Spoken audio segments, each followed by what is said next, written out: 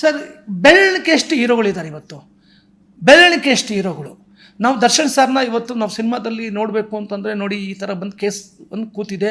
Darshan sir ಪಿಕ್ಚರ್ಗಳೆಲ್ಲ ಒಂದು ಮೂರು ಪಿಕ್ಚರ್ಗಳೆಲ್ಲ ಮಾಡ್ತಿದ್ದೆ. ಇಂಡಸ್ಟ್ರಿಯಲ್ಲಿ ಮಾಸ್ ಹೀರೋ ಅವರು, ಮಾಸ್ ಹೀರೋ ಅಂದರೆ ಮಾಸ್ ಹೀರೋ ಇಲ್ಲ. ಸುದೀಪ್ ಸರ್ ಬಂದುಬಿಟ್ಟು ಪಿಕ್ಚರ್ ಮಾಡ್ತಾ ಇದ್ದಾರೆ, ಅವರು 1 ವರ್ಷಕ್ಕೊಂದು ಪಿಕ್ಚರ್ ಮಾಡ್ತಾ ಇದ್ದಾರೆ, ನಿಧಾನಕ್ಕೆ ಮಾಡ್ತಿದ್ದಾರೆ. ಸಿನಿಮಾಗಳಿಲ್ಲ ಥಿಯೇಟ್ರ್ನಲ್ಲಿ. ಯಶ್ ಅವರು ಕಣ್ಣು ಕಾಣಿಸ್ತಾ ಇಲ್ಲ, ಅವರು ಅವ್ರದ್ದೇ ಆದ ಒಂದು ದಾರಿನಲ್ಲಿ ಸಿನಿಮಾ ಕೊಡಬೇಕು ಅಂತ ನಿರ್ಧಾರ ಮಾಡಿದ್ದಾರೆ. ಧ್ರುವ ಸರ್ಜಾ ಒಂದು 4 ವರ್ಷ ಆಗುತ್ತೆ ಒಂದು ಪಿಕ್ಚರ್ ಮಾಡೋದಕ್ಕೆ, ಮಾಡ್ತಾ ಇದ್ದಾರೆ.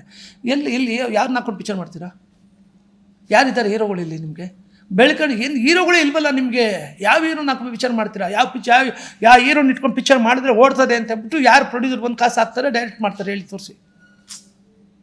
ಇಲ್ವೇ? ಮತ್ತು ಹೆಂಗೆ ಕತೆ ಇಂಡಸ್ಟ್ರಿ? ಅದೇ ಏನೋ ಕಳೆಕಾಯಿ ಮತ್ತು ತೆಂಗಿನಕಾಯಿನೋ ಮಾರ್ಕೊಂಡು ಕೂತ್ಕೋಬೇಕಷ್ಟೇ ಯಾರಾದರೂ. ನೀವೆಲ್ಲ ಸೀನಿಯರ್ ಇದ್ದೀರಿ, ಚೇಂಬರ್ಗೆ ಹೋಗೋದು ಮಾತಾಡೋದು ಎಲ್ಲ ಮಾಡಲ್ವಾ? ಏನು ಮಾಡ್ಬೇಕು ಸರ್ ಚೇಂಬರ್ಗೆ ಹೋಗಿ ನಾವು? ಚೇಂಬರಲ್ಲಿ ತುಂಬ ಜನ ಇದ್ದಾರಲ್ಲ ಸರ್, ಎಷ್ಟೋ ಜನ ಇದ್ದಾರೆ, ಅವ್ರುಗಳಿಗೆ ಪಾಪ ಸಿನಿಮಾ ಮಾಡೋಕ್ಕಾಗ್ತಿಲ್ಲ ಸರ್. ಗೊತ್ತಾ ಸರ್? ಎಷ್ಟು ಜನ ಹಿರಿಯರಿದ್ದಾರೆ, ಎಷ್ಟು ಜನ ನಿರ್ಮಾಪಕರುಗಳಿದ್ದಾರೆ, ಸಿನಿಮಾ ಮಾಡೋಕ್ಕಾಗ್ತಾ ಇಲ್ಲ. ಯಾವ ಧೈರ್ಯದ ಮೇಲೆ ಕಾಸು ಹಾಕ್ತಾರೆ? ಎಲ್ಲಿದೆ? ಯಾರ ಮೇಲೆ ಹಾಕ್ಬೇಕು ಕಾಸು?